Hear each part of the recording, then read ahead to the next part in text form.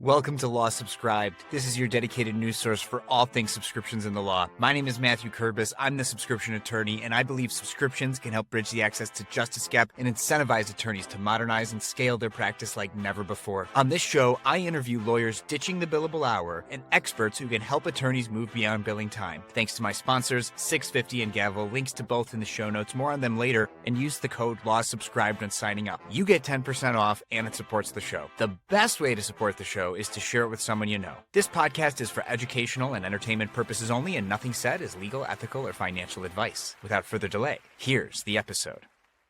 I'm thrilled to have with me here today John Scott, first of its kind interview, which we'll get into soon. But first, John, welcome to the show. Thank you, Matthew. So John, go ahead. Just how about you give a quick introduction of yourself and how we came across each other?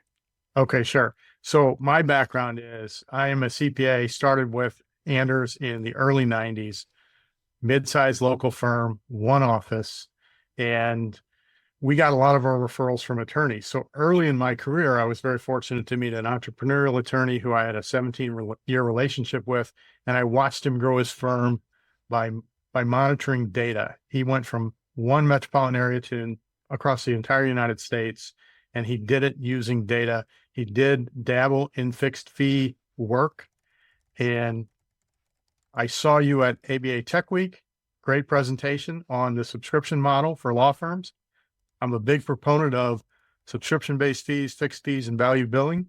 And I came up to you afterwards and I said, do you track time? And your answer was, no, I don't. And then I gave you a couple reasons why you should track time. And then you said, hey, I'd love to debate this on my podcast. So that's why we're here. And let me start out by saying, I hate tracking time. I cannot wait until the day when I no longer track time. I can't imagine sitting at home when every day is a Saturday saying, drank coffee and watched the news, 0.45. So good. So, there's common ground, but there's minor disagreement, which again, this is why I'm thrilled to have you on the podcast. But I want even a little bit more background. So why lawyers? I mean, CPAs can help anybody with their taxes. What drew you to legal professionals and law firms? Well, being a mid-sized firm in St. Louis, most of our referrals came from attorneys. So we spent a lot of time cultivating those relationships.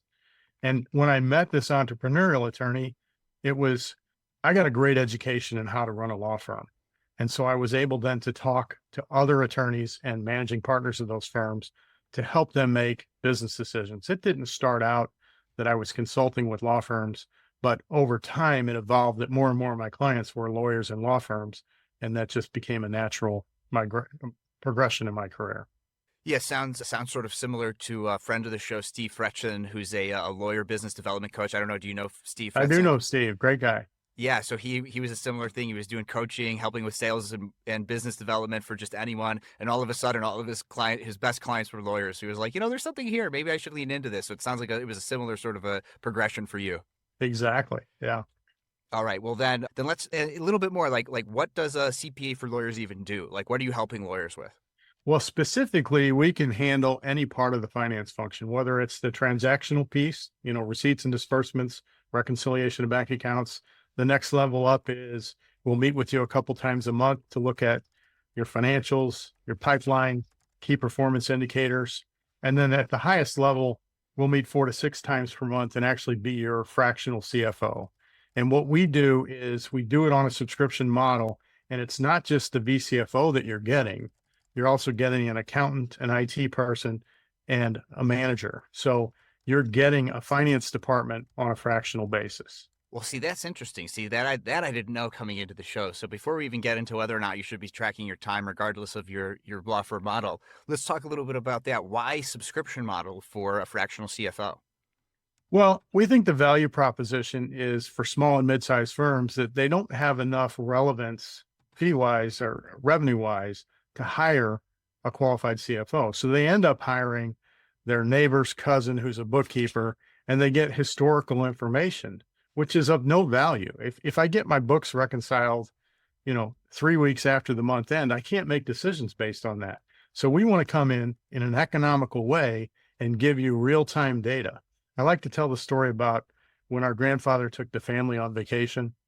The night before he got everybody in the station wagon, he looked at a 10-year-old Atlas and he made some notes. And the next morning they piled in and they took off. And all he could react to was what he saw along the way. And then our parents had it a little better. They had AAA triptychs, which would tell them outside of Atlanta there was construction. Here's a workaround. Today we have Google Maps and the Waze app that gives you instantaneous data. It can tell you that a half mile up ahead, the road's closed, but here's a workaround that'll keep you on your path. That's the same thing that we can do in advisory services for companies now, is pay attention to the data, have real-time current financial data, and a forecast that'll tell us where we're going, how are we going to achieve our goals. And, if something happens, we can anticipate that and give a workaround so we can still hit our goals. So super interesting. And now I'm seeing on the website here, it's anderscpa.com/virtual-cfo-legal. So link to that in the show notes. But you have your pricing and your subscription tiers right here on the website. So you've got a 3-tiered structure, right? You've got transactional, controller, and virtual CFO. And so boom, right there, you're doing sort of the tried and true subscription-based 3-tiered pricing, good, better, best pricing. Right, you've got your low level, your mid level, your high level based on the needs. And so we like talking business models here on the Law Subscribed podcast, in particular subscription. So I mean, I sort of just threw it out there, the good, better, best 3-tiered pricing. To what extent were you involved in like coming up with this model? And can you speak to like why you include the subscription benefits that you do at each level, kind of a thing? Well, I can't claim credit for the model because I was a part of Anders and we acquired a company called Summit CPAs 2 years ago. And they had done this for 10 years and they had grown it from 0 to $10 million. And when they came in here, the idea is that we would scale into different niches. And so that's what we're doing. Now, the pricing model is even more transparent than you think based on the website, because when we have an introduction to a client who is interested, we go through that, and each one of those services at each level is a toggle, and the client can see the price change as they include or exclude different services. So if you take out payroll, somebody internally is going to handle payroll with Gusto or ADP. We flip that to a no, and the price changes. We also bill on a weekly basis. So you get the weekly fee and the annual fee, but it comes out on a weekly basis. So we don't have any AR problems, and the client gets to pay on a weekly basis. It's a subscription model that it's not a year commitment or a 3-year commitment. You give us a little bit of notice and boom, we're done. You've grown to the size where you can hire your own finance department. You tell us, and a month later we're gone and we transition over. Additionally, when we do onboarding, part of that process is creating a document that talks about all of your different finance functions, how they're handled, who handles them internally or what position, so that when you do grow out of us and you have your own team, you have a manual that says, here's the finance function and how it's handled. Super interesting. A few things I want to point out there. So this model, it's unique in that all the other subscription businesses we've had on the show have typically done like a monthly or an annual subscription model. But here you've got your pricing listed on the website, like you said, where they pay on a weekly basis. So that's interesting. I do want to pull on that thread in a minute, but some other things I want to highlight for the audience. And that is how you said it is customizable, but you are putting average prices on the website. So it says like, and the prices are on the website. These podcast episodes are meant to be evergreen. Prices are always subject to change. But for example, right now at time of recording, transactional says $950 per week average for that level. So that's a really interesting way to explain and market the subscription, and that you say it's customizable. I do a similar thing with my business in that I do have certain prices that I don't customize and negotiate for my clients. But for the business clients, I do have some business subscription levels on my website. But I say in there in the my website copy, I'll make a custom package for you, because not every single business is going to fit into that that package that you've set up. And we as professionals have the flexibility, unlike a true software company, to adapt to the actual client needs, right? So Right. I'm the only person who I think is both advertising a price and customizing. So I'm curious to know from your customer client perspective, like how's that gone over with them doing that sort of methodology? I think people love it because basically we're going through we'll call it a sales call, and they're picking and choosing their services a la carte, and they can see the price change below. And they can say, whoa, that's too much. Okay, well, what can we take off the plate to get to a price that works for you? And as far as customizing, I'm going to have a call later today with a firm that's got 11 offices, and they don't need traditionally what we sell. What they're looking for is a consultant to come in and advise them on a partner comp structure. How do they treat the managing partner? How do they admit and get rid of, retire out equity partners? They're looking for someone to set up kind of their partnership. They've grown from, just a few partners to now they have many people that they want to admit into the partnership. They've never really had a capital structure that made sense. So they're looking for a consultant that'll write a report.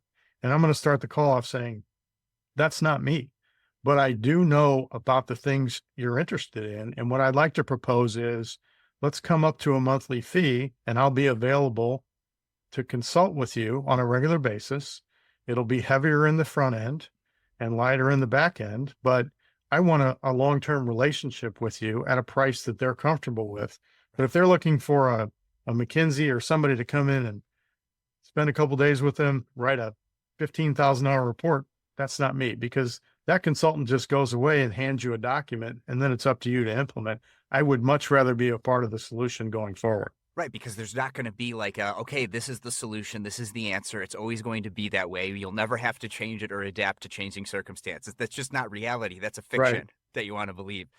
We do the same thing. This is a great example to talk about this. We do the same thing with education. Okay, we're going to spend six figures or almost six figures. We're going to go to college. We're going to get this piece of paper that Oh, says, I've learned, I'm smart, I've got my degree, now I could do it. Well, that's really just where the work begins. Our learning just starts at the end of college, right? But we like to pretend. So it is like I don't know if it's a societal thing or a cultural thing that, okay, like I get told something and now I know this thing and then I could apply that thing forever. But that's simply just not the way that the real world works. And the subscription model allows an adaptation. And that's what you're going to try to convey to this client. right. And I totally agree with you on education. You know, young people come out of school and they think, well, I got my degree. And I know that I'm on the more experienced side here. So that's a HR way of saying I'm older. Okay. So the 20 somethings, they don't necessarily want to work to make someone else money. But I heard a managing partner of a law firm say something to his young staff just recently. And it basically was, hey, what you do in the first 5 to 7 years of your career creates your experience level and your reputation, and it defines the next 30 years of your career. So you're not working hard to make the current partners money. You're working hard to set up the rest of your career. You're doing it for you, whether it's at this firm or the next firm, you're setting up the next 30 years of your career. And I think that's the part that's missing. When these kids come out of school, and my own children are a great example of this, they want to be vice president of XYZ immediately. And it just doesn't work that way. Yeah. Yeah. It's an ongoing process for everything. We like to think, I always liken it back to the black and white fallacy or the bifurcation fallacy, which is it's either this or it's that, or it's all or it's nothing. We like to think, things are certain, but everything's in the gray. Nothing's black, nothing's white, everything's in the gray. And the subscription model fills that need really well, including, I think, some of the problems. I'm curious to know your experience working with attorneys that are using different business models. The billable hour is prevalent. There's been flat fee for a while. In fact, before the billable hour, for law firms anyway, it was only flat fees set by bar associations. And so, but there were always issues there. There were always problems. You either overscope or underscope the problem, and we still kind of pretend that there's this end thing. And even in litigation, arguably, it's like, okay, you settle or you go to trial or you appeal, and eventually there's an end. But there are things that happen at the end post-trial.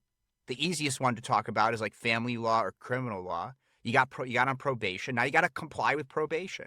You got divorced. Yeah, you got to comply with the decree or the marital settlement agreement. And so there's ongoing needs post this final event that the subscription model lends itself incredibly well to for lawyers to continue to provide. Even like you said, there's more work at the beginning, and then there's maybe less work post getting past a certain threshold.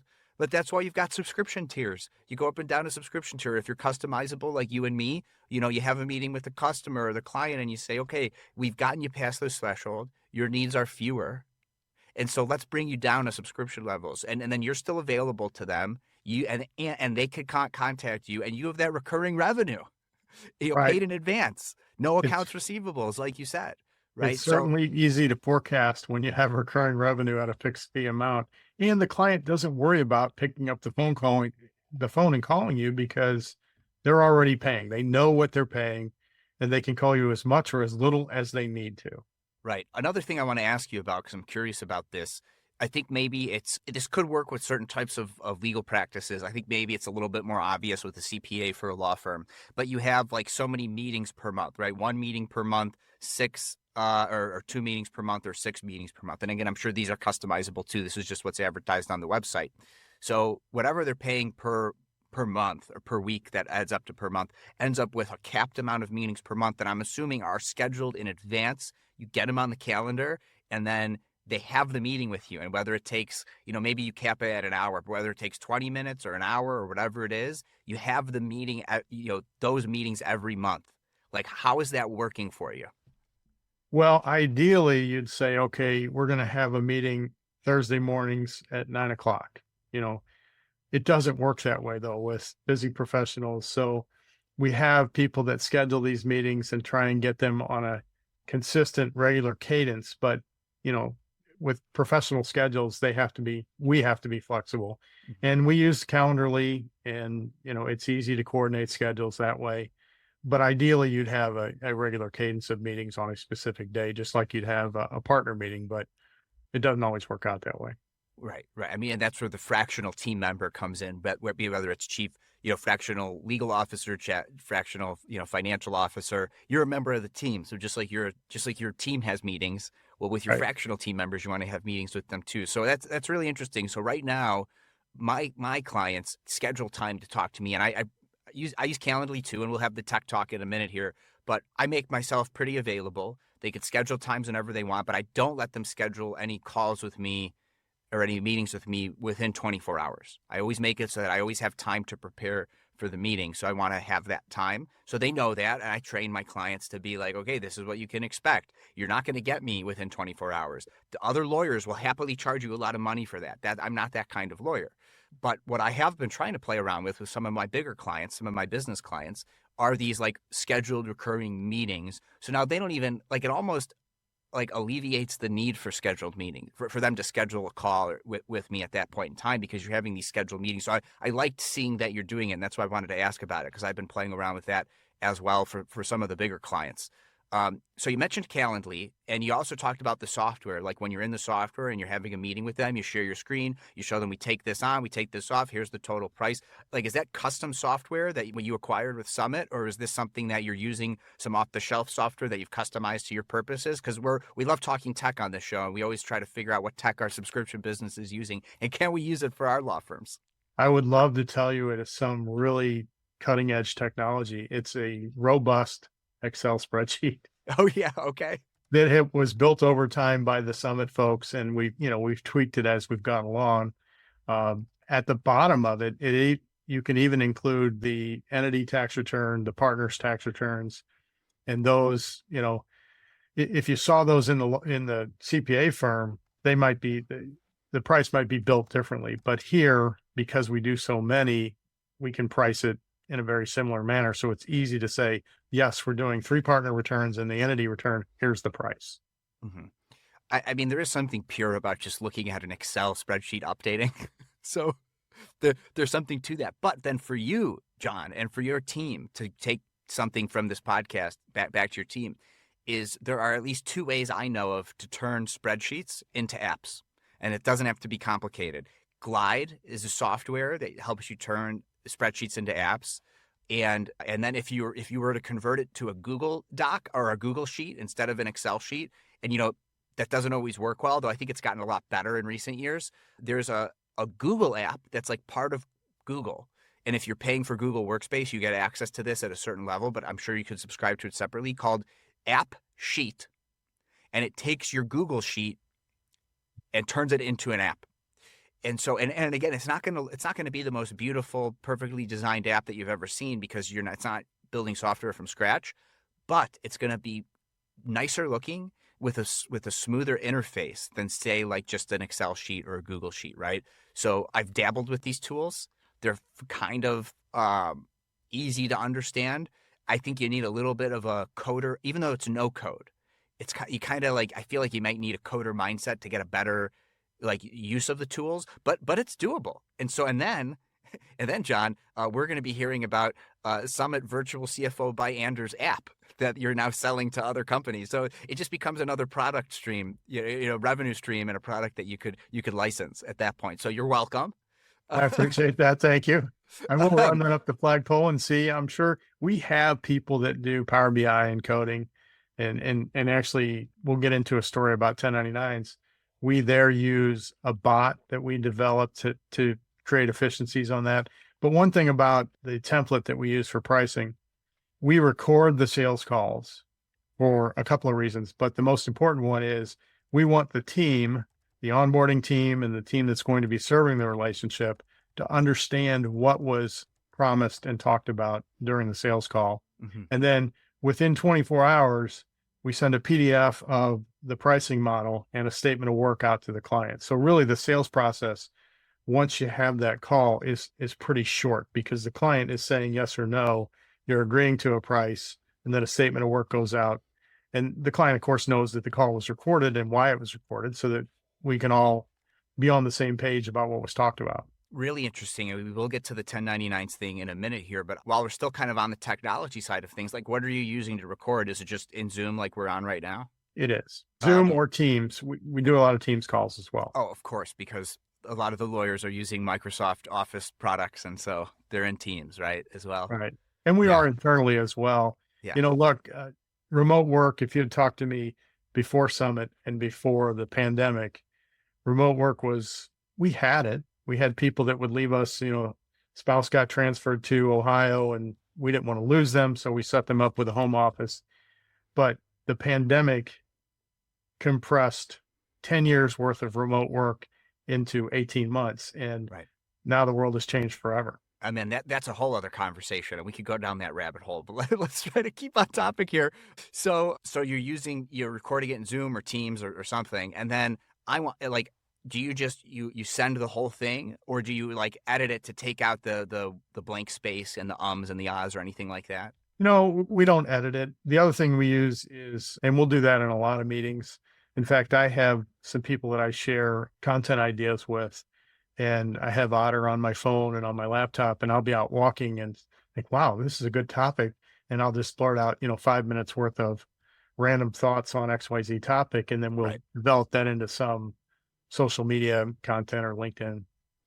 So for what it's worth, again, just trying to make sure like that you appreciate coming on the show to give me content for my audience, but I could give you something in return, is I use a tool to edit this podcast and do my marketing and recordings and stuff in a tool called Descript. It's like description, but it ends at the T.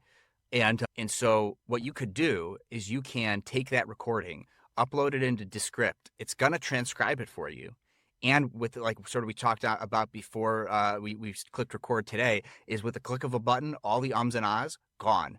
Any blank space, any like seconds that are like, just dead air, you could delete with another click of a button and bring it down to 0.1 seconds, I think is the smallest you can make it. And what does this do for the client or the prospective client is if they want to watch through that video again, it just saves them time for like, they didn't need to sit through the ums and ahs. You're not substantively changing this, the substance of what you said to manipulate it in any way. And so the video gets shorter. And what's nice about this tool too is it creates you could publish it as a link that you could just text or email them or turn it into a QR code for that PDF. And you could put the QR code, here's the video here's a QR code to the video. So in Canva has a free convert link to QR code. So it creates a shareable link, and then they could watch that link. They could comment, just like it's like your own custom like YouTube video. So they have the transcript, they could comment, they could watch it, they could speed up the video rewatch up to 2 times. I think it's even maybe up to 3 times speed in certain formats, but up to 2 times speed. So like 1.5, 1.25, right? Like they could speed up the watch so it takes less time, especially when you're dealing with lawyers who are billing time. Right. The faster they could rewatch that video, the better. right? So like this tool Descript, and it's not expensive. I mean, I think the first paid version is like there's a freemium, so you could play around with it for free, but it's like $12 a month for like the first level. And then for the second level of paid tier, it's $24 a month, which I happily pay $288 annually to do all the cool features, advanced features of this thing. Plus, it gives you more audio transcription. That's also what you're paying for. So I get up to 30 hours a month of transcription, even having a podcast that's been growing like crazy and also using it for marketing. I've never hit that 30-hour cap. So just something to think about, like this tool Descript could really help speed up that process for the way that you're describing what you're kind of already doing.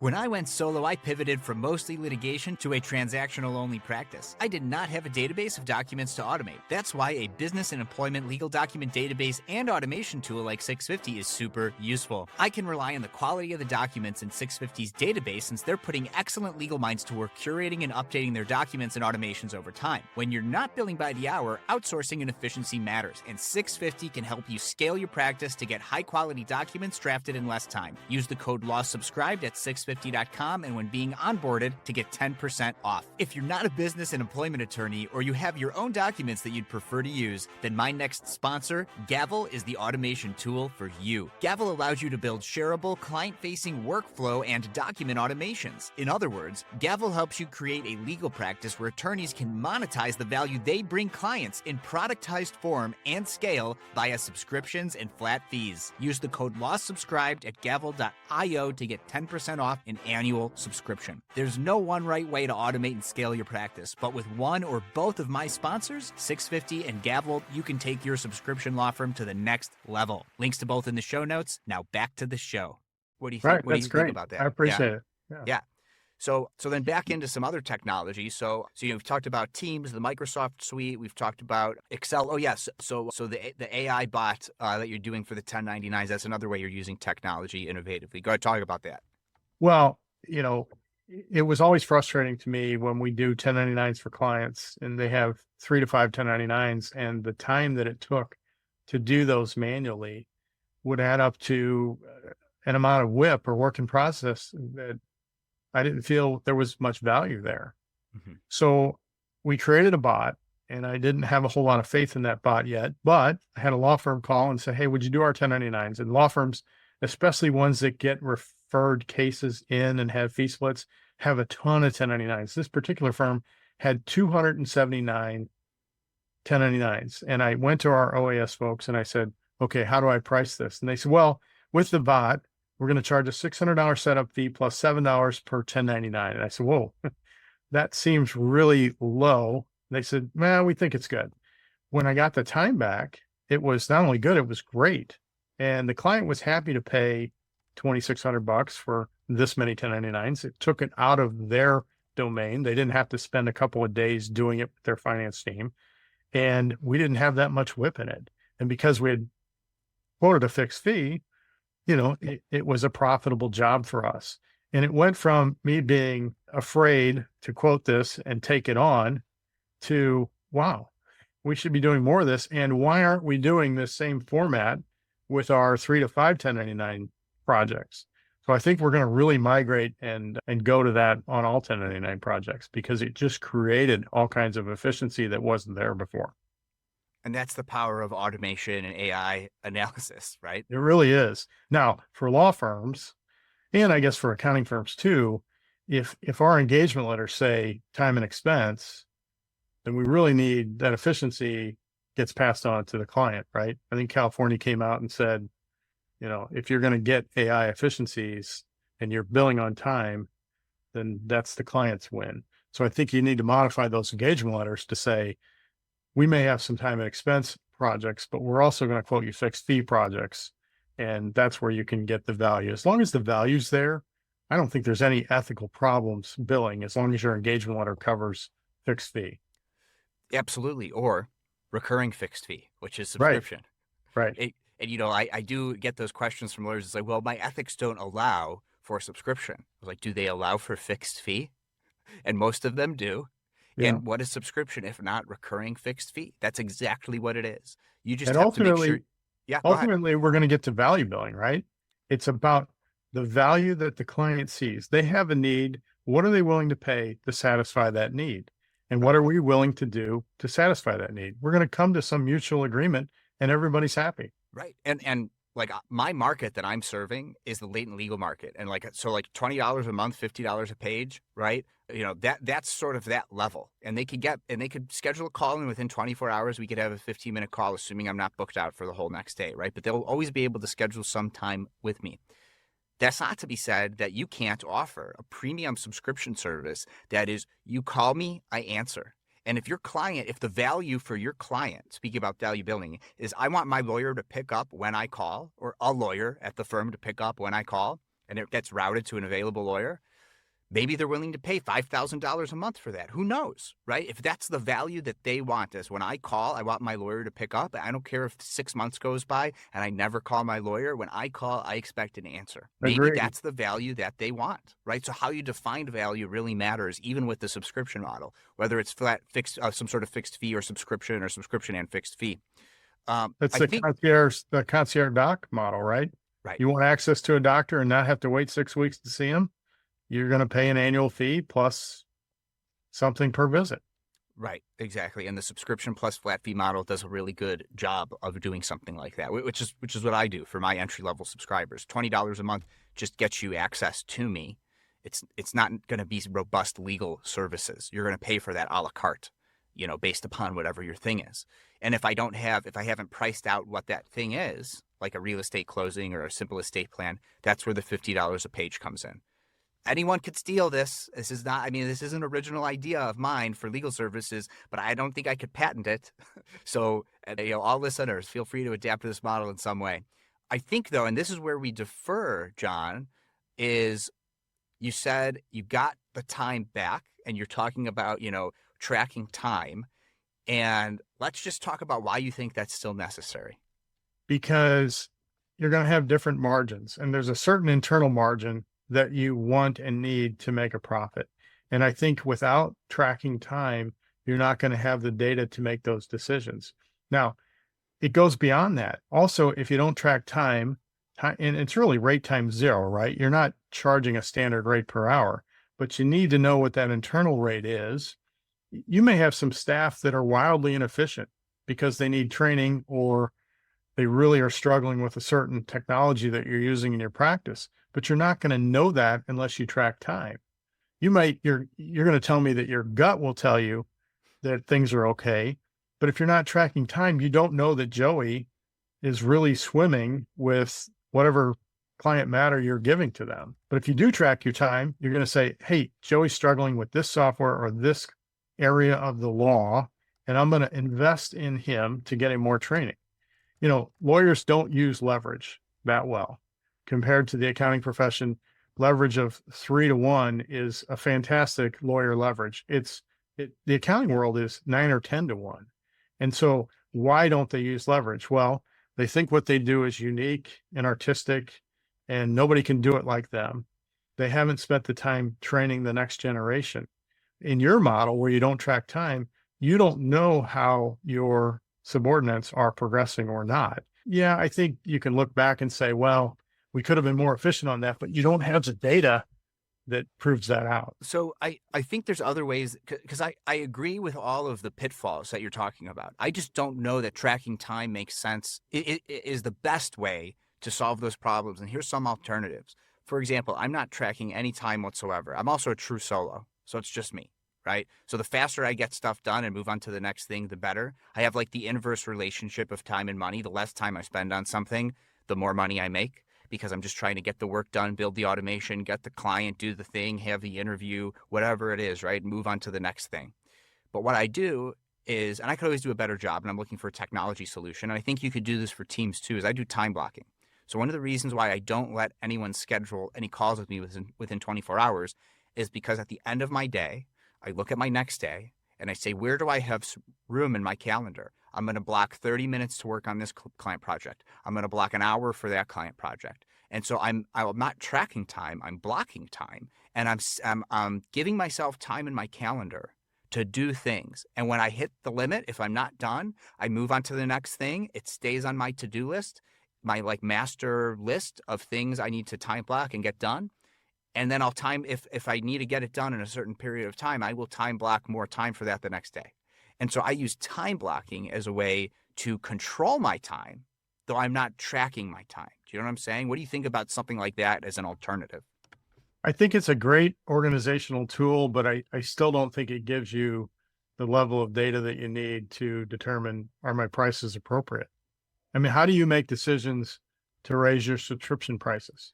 I'm never going to raise my subscription prices. It only costs me $5,000 a year to operate my business. I'm super profitable.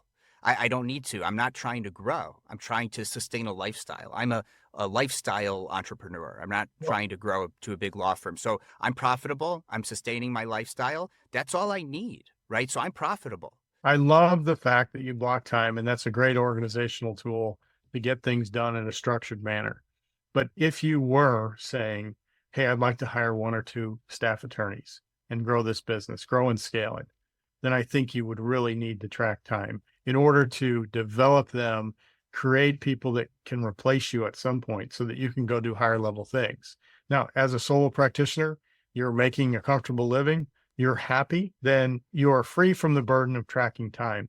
But if you wanted to grow and scale and you were going to hire some staff, I think you'd need to track time. Now, not to the level of detail that you're going to need to provide on a bill, because that's not what you're doing, but just chunks of time spent working on XYZ client or this admin responsibility to go back and make decisions based on pricing, based on staff development, client satisfaction. I mean, it works for you, but if you have any staff or you want to grow and scale, I think you need to track time. And that is the interesting thing. And I think that the legal profession is going to change. I've only talked about it once before on the show, but Kant, a philosopher, talked about the categorical imperative. And the last time I brought up the categorical imperative, okay, this is where I'm going to lose people. Just, I promise you, slow it down to one-time speed if you're listening to it too fast right now, because we're going to get into philosophical jargon just for a couple minutes. So the categorical imperative basically says whatever you do or whatever you say, then you're imposing on all other people that they should do and say those things too. And it's not always true. I mean, Kant would say it's always true, and this is why you shouldn't lie and all these other things, right? And the last time I brought up the categorical imperative, I was saying I'm not trying to employ it, but now I am. And so I think that my decision and how I've decided to practice law is pretty good. Like, I'm never going to be a multimillionaire. That's okay. That's okay. But I'm living a comfortable life. I'm helping a lot of clients. And I have incredible work-life balance. If I got a call from the daycare right now, I could go pick up my kid because I'm in control. We could get another scheduled call with another client, or something like that, right? So, or the client could schedule another time to talk. So I'm just saying that I think that, this might be, I think we're going to see a lot of lawyers where they realize it's very cheap and easy to start their own solo practice and do all the automations with AI and stuff like what you're doing with your 1099s. I think this is a way to go. That being said, there's going to be a change in the way of practice. So speaking of 1099s, I expect if law moves in this direction, that lawyers are going to need to do a lot of outsourcing to each other or to other fractional team members, right? To stay true solo. I'm not at the scale yet where I'm going to start outsourcing like that, though I do plan to outsource in the future. So like while I have no need for 1099s for my firm at some point, like I'll hire a fractional VA or I'll hire a fractional CFO. I'll outsource those things maybe in the future. So I still see myself outsourcing things. So I'll have needs for like CPAs. So you guys aren't going anywhere. But I just think that it works so well. Why shouldn't all other lawyers do it this way too? Well, you seem to be content with what you're doing, but let me ask you a question. What is your exit plan? And I know you're way early in your career, but what is the plan for when are you going to work and die in your chair, or do you plan to go off into the sunset someday? So the benefit of building a brand, which is, the podcast is Law Subscribe, but the firm is Subscription Attorney LLC, right? So I'm building a brand. I'm having subscription revenue. I have to imagine when you all bought Summit, they had subscription revenue. You paid probably a nice amount to acquire that subscription revenue based company, right? Agreed. So we'll see what the landscape looks like in the next 30 to 50 years. And whether it's only law firms could buy my firm, which right now that's all that could happen. Maybe there's changes to the rules of who can and can't own law firms. I think the model that I'm building, the automations that I'm building, the brand that I'm building, which is not tied directly to my name on my website is in the disclaimer. on the bottom of my website because I have to disclose it under the Illinois rules of professional conduct. But I'm not even advertising. I'm the lawyer who helps, right? I'm building a brand and I'm building automations and I'm building subscription revenue. Oh, yeah, I'm planning to exit at some point in the future and sell the practice to whatever law firm wants to take it over and run with it. Because while my existing clients are largely served by me, their firm is Subscription Attorney LLC. It's the brand. And so I do have an exit plan to sell the firm at some point in the future. And we'll have Victoria Collier on the podcast, and we're going to talk about that because she helps lawyers buy and sell law firms. So that's my exit plan. It's not to hire and sell to somebody else. It's to sell to another firm or whatever business in the future that can own law firms wants to integrate that into their business. And frankly, I mean, I would do that in the next 10 years if I got a really good offer and they still wanted me to be around, right? Like, so that's, that's the exit plan. Okay. And I love the fact that your name, the name of your firm does not involve you. It doesn't identify you. I think that does help increase the saleability of something. And I think if you looked at a law firm versus an accounting firm, the lack of a non-compete and the fact that in most states you have to sell to an attorney limits the pool of buyers. So it compresses the value, but firms are saleable, especially when they're not identified like with an individual's name. Okay. Johnson and Johnson LLC. Right? Morgan and Morgan, although they built a phenomenal brand and they do think that they took some private equity money somehow. But I liken this to, I have a client that sells franchises to people who are displaced from big companies and they come out and they want to buy a franchise. Let's say they buy a Subway franchise. They buy one. They bought a job. Mm-hmm. Okay. Now, if they could buy 10 and hire managers to run those, then they really have something.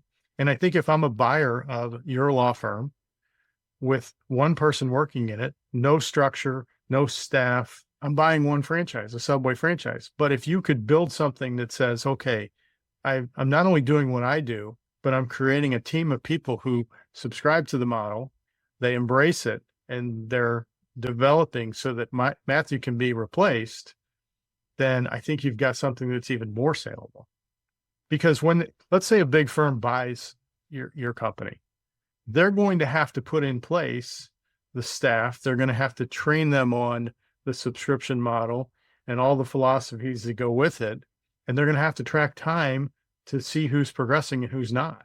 I'll tell you, if they told me they were going to track time, I would tell them the sale is it's not going to succeed at your company. So we shouldn't do the sale. Well, we'll have to agree to disagree on that. I think we're not asking you to account for every 10th of an hour working on a client matter, but just chunks of time to determine how efficient we are at training our people and delivering that product to the client.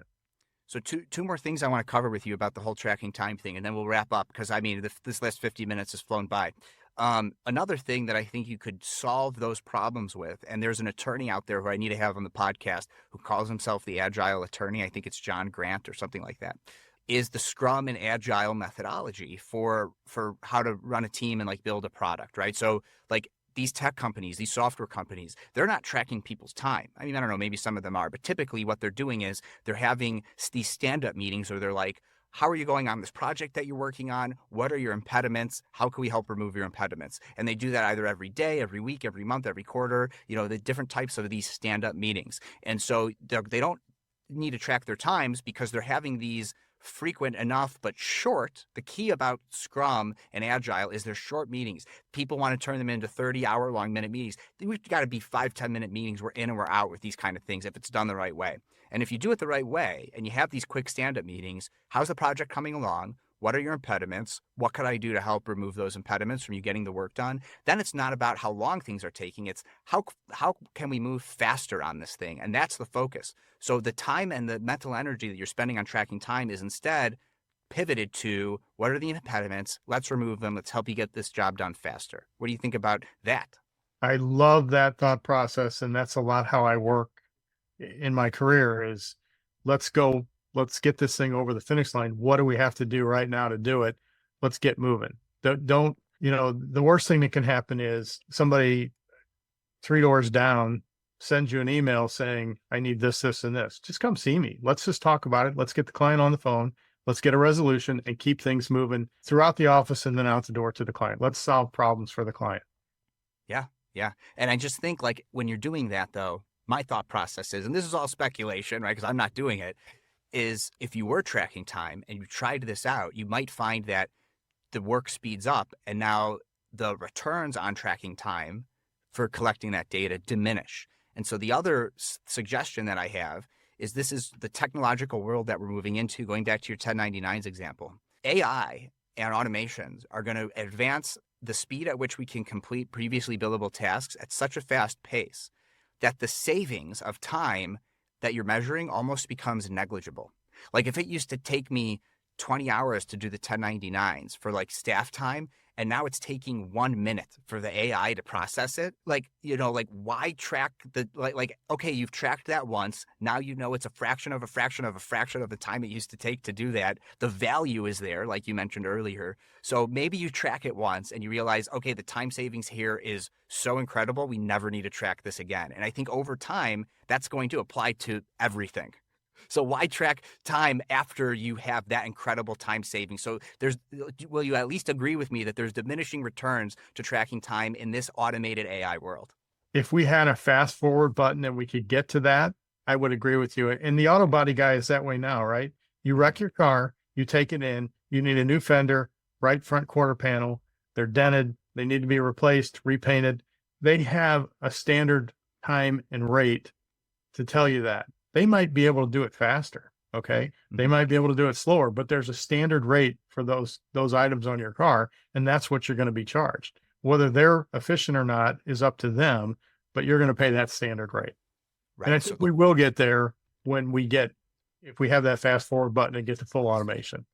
But right. So the AI revolution it's not going to put us out of work, whether it's attorneys or accountants. It's going to get us to do higher level things, more consulting and less compliance. Right. I mean, the ability, I love the 1099s example, right? Like you're still the expert on that. So the input going into the analysis and the output that it gives you, you'll spend minutes on verifying that. And you as the expert know to verify it that this is correct, but it's not going to take hours and days to do that anymore. And so I think you're absolutely right. I don't think lawyers, professionals, we're not going anywhere. Just the work that we're doing is going to change. And the knowledge, the subject matter expertise is going to be the most valuable thing that we have. And the grunt work that nobody even likes doing, even if it's billable work, that's going to go away. But I agree with you. And when you say the fast forward button, I don't know when that is. 5 years, 10 years, 20 years, 50 years, who knows? But at this progression rate, it's in particular the exponential growth. Like there were experts, AI machine learning experts that said, it's, that Will Smith video of eating pasta or whatever, that's what AI came up with a year or two ago. They were like, it's going to be a decade plus before we have AI that's so good that it can make a video. And now Sora just came out and we have 1 minute videos from OpenAI that look amazingly realistic. And sure, some of them have flaws, but some of them don't. And so the technology is accelerating at such an exponential rate that I think 5 years is not, and it's more probable than it was before that in 5 years we might be at that fast forward moment. I don't know though; it's hard to predict. I do agree with you that the exponential growth is if you think about the iPhone, when the iPhone came out, it was something that wealthy people got, right? Mm-hmm. And then 20% of the world had iPhones, and all of a sudden that was the tipping point. iPhone was the standard. Now there are other phones out there, but anytime a technology hits 20%, then that's the tipping point, and AI is evolving faster than we can even imagine. Yeah. So wrapping up the interview here, I'm glad we were able to find some common ground, first of all. But wrapping up the interview here, I'll ask you a question I like to ask all my guests towards the end to make sure they stick around. And that is a hot dog a sandwich, and why? I love a good hot dog. They don't love me, but I do love a good hot dog. I would call it a sandwich, yes. Why do you think that? I can't tell you why. I can tell you that I love them, but they don't love me. Come on. We got just a little something. Your gut reaction. Why is it that to you a hot dog is a sandwich? Because it's wrapped in bread. Okay. All right. There we go. That's all we need. We just need a little explanation. So with that, I want to let the listeners know you do have a book that at least at the time of recording, it's in early release, or you could sign up to get notified about it. So at the time of publication, it might be out there. But in any event, link to that in the show notes. The Judicial Dollars and Cent. Tell us a little bit about the book. The book is about the the use of data and the metrics that you can use to make changes in your firm results to achieve your goals. So if you look at your cash position, we can help you define what it should be. If it's not at its desired level, what levers can you pull to get there? Your financials, production, and pipeline. If you look at pipeline, you personally have capacity as a solo, and you can say, okay, I have this much capacity, I wish to fill it. If you looked at where do my clients come from, what's my close rate, you could define how much of a pipeline you need to fill that capacity. Nobody closes 100% of their opportunities, but if you closed 50% and you had $100,000 worth of capacity, you'd need a pipeline of 200,000. So it goes through those 4 metric areas and helps you define what changes you can make to achieve your goals. And so with that, what's the best way if any of my listeners wanted to follow up with you, John, that they could do that? Reach out to me on LinkedIn, click on the link to the book. It'll take you to my landing page. It'll have a Calendarly button on it so that you can schedule some time with me. John Scott, thanks again so much for coming on the show. Thank you, Matthew. It was great. And that's our show. Thanks again to 650 and Gavel for being sponsors. The best way for others to discover this show is for you to share it with somebody you think would find value from it. Follow me on LinkedIn, since that's where I'm most active on social media, and click the bell towards the top right of my profile to get notified about all of my posts about this podcast and everything else I think is valuable for you to see. To get in touch, message me on LinkedIn or email Kurbis@lawsubscribed.com. All links are in the show notes. Until next time, this is Matthew Kurbis with Law Subscribed.